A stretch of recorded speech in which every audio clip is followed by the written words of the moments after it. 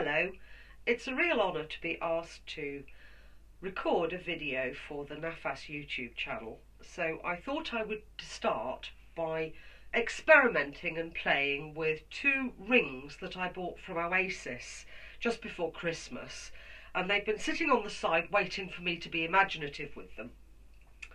So I have sat them, the one down on top of a glass container, and then wired the other one so that it stands upright in the centre of the first ring.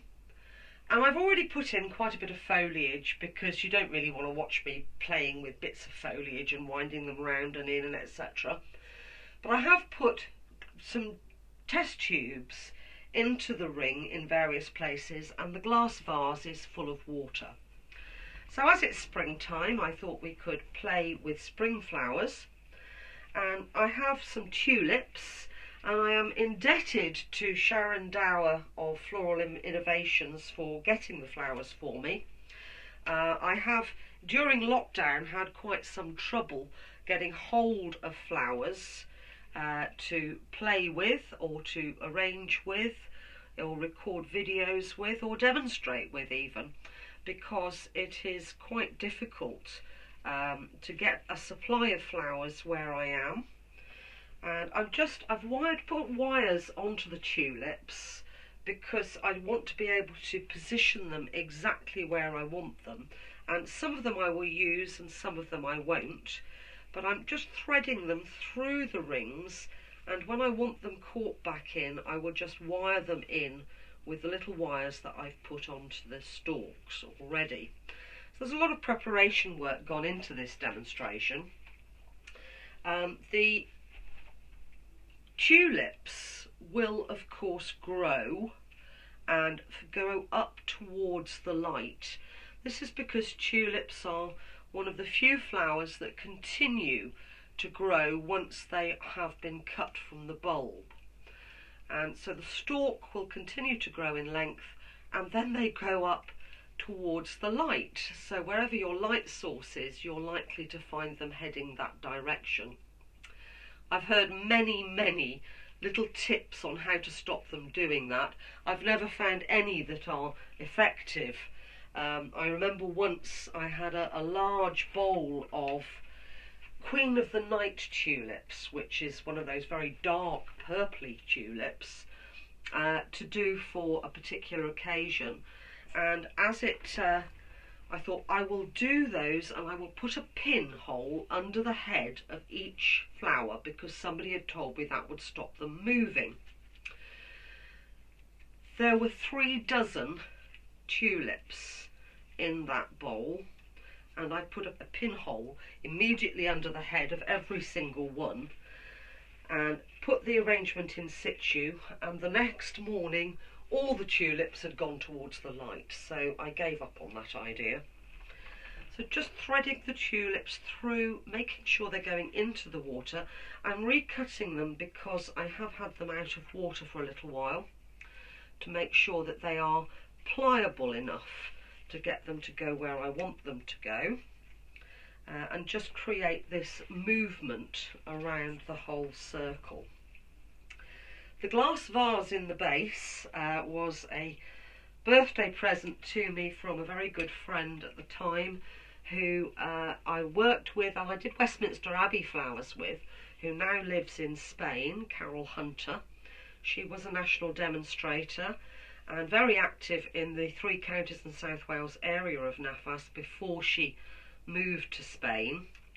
But she bought me this bowl as a birthday present, and I've enjoyed using it. It quite often has fruit in it. I have it on the side as a fruit bowl, but today I decided that it was perfect to put as the base for this arrangement. The foliage that I've used already is just a little bit of wild ivy, which I have cut from a wall just outside my front door. We have a retaining wall to one side, and this ivy just grows and flows down rather beautifully there. The only problem I have is cutting it before the slugs get to it. Living in West Wales, we do have a major slug problem, I think because we're so wet, I thought when I lived in Worcestershire that I knew what slugs were, but I have learnt since that I hadn't got a clue how bad slugs could be. And this is a point in case. They even eat the ivy growing over the wall. So just wiring them in place where I feel I need to. If I don't need to, I'm just leaving the wire as it is. Turning the design as I work so that I can get a little bit of background into it as well. It's not completely a front-facing arrangement, it is almost an all-round design. The other foliage I have is a Chlorophytum, or spider plant, and I have these growing in my conservatory. This is the reverse colour one. It's variegated on the outside edge of the leaf rather than the common one, which is variegated on the centre of the leaf.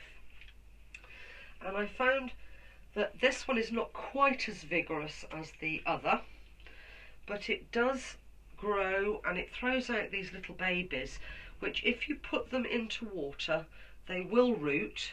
If they're close to another pot plant, they will go into that pot plant and they will root down into that pot plant, and you will have plenty of them keep coming on, plenty of new babies at all the time. So I'm constantly cutting them because they do tend to root into my other pot plants, and I suddenly find I've got what was a lovely aspidistra plant that's got a Chlorophytum growing straight out of the middle of it, which is not exactly ideal. I suppose I could do a pot à fleur with it and actually have it as a pot plant with two pot plants growing in it, but that's not really what I want to do with it. So using some of the tubes that I've placed into the ring at the top here, and I'll just gently bend that one back in and catch him with the wire. I am delighted that we seem to be moving towards being able to get together in person, but in the meantime I hope you're all enjoying watching the virtual demonstrations that demonstrators are doing on YouTube and Zoom.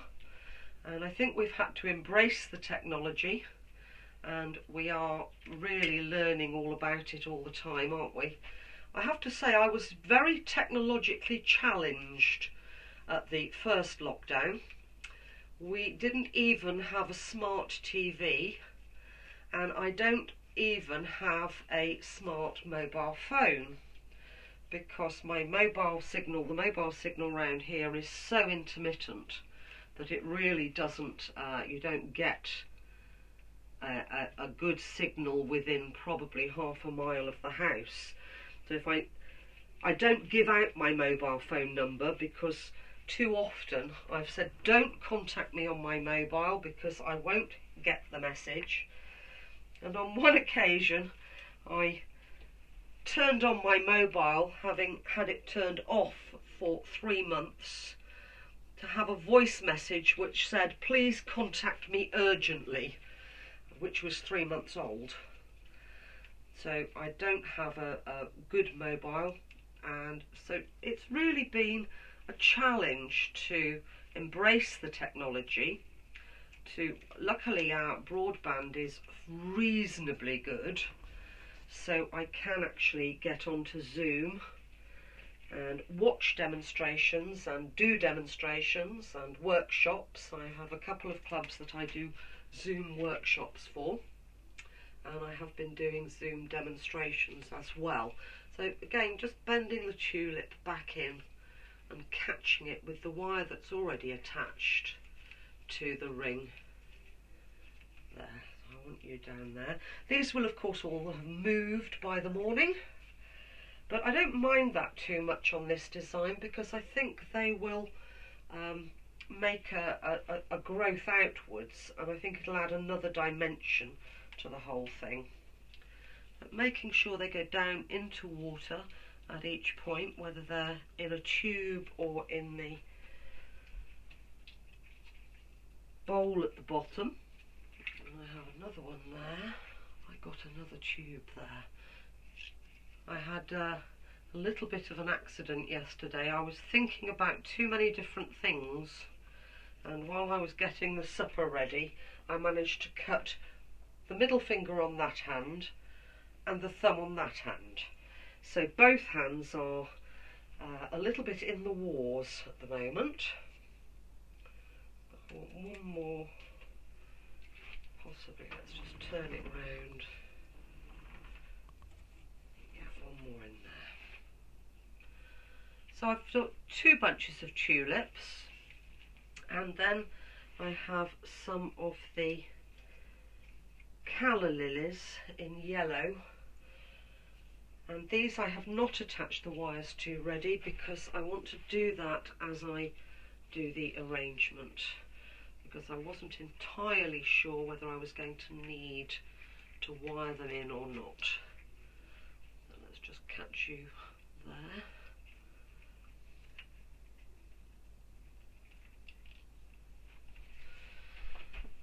So these will bend beautifully if you just gently stroke them.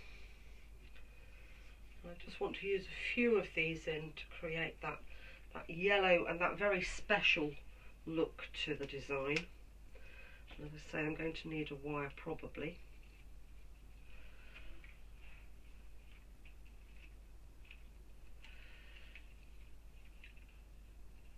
It is quite extraordinary when you arrange in your back bedroom as opposed to when you're used to going off and demonstrating to flower clubs and getting to a hall and unloading and loading up again. To be able to do it in my back bedroom is fine, but what to do with the flowers afterwards is a little bit more difficult. So we've had flower arrangements all around the house. Here in Wales we are not quite as free yet as I think England is going to be fairly soon. My husband has had his first jab, which was exciting in the extreme, until I suddenly realised, well, that's fine, but it's no good at all until I've had mine. But I'm scheduled supposedly to have mine before the 18th of April. So the first jab 18th of April, and then we should be able to be freer a little while after that.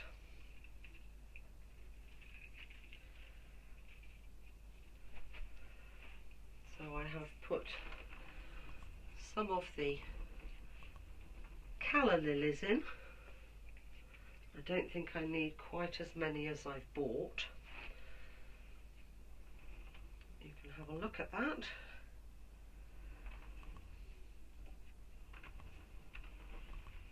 My daffodils are all out, nearly all out, apart from the very late varieties. It's currently March, and I'm quite surprised. I don't think we're going to have any daffodils left for Easter itself. They're just not going to be around because they'll have all been over. I have my very early daffodils come out in December, and that is an early variety called Rheinveldt's Early Sensation. And but one of my favourites is not out yet, so I'm hopeful for that one for Easter. And that one is Ice Follies. It's an old variety, but it's a beautiful, beautiful pale creamy colour, which I love. So again, just a wire ready to attach it to the ring as it goes in. And one more of the yellow out this side as a sort of a counterbalance. This one is going to need to come right over the edge of the ring, and I'm hoping I've got a hole big enough to actually thread it through. These stems are really quite thick, aren't they?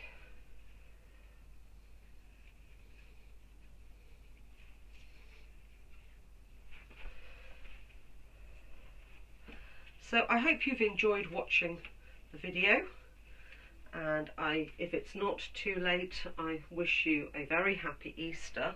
I did think the central ring looked a little bit like an Easter egg, but there we have my finished design of spring flowers done with a little bit of foliage in a ring. Thank you.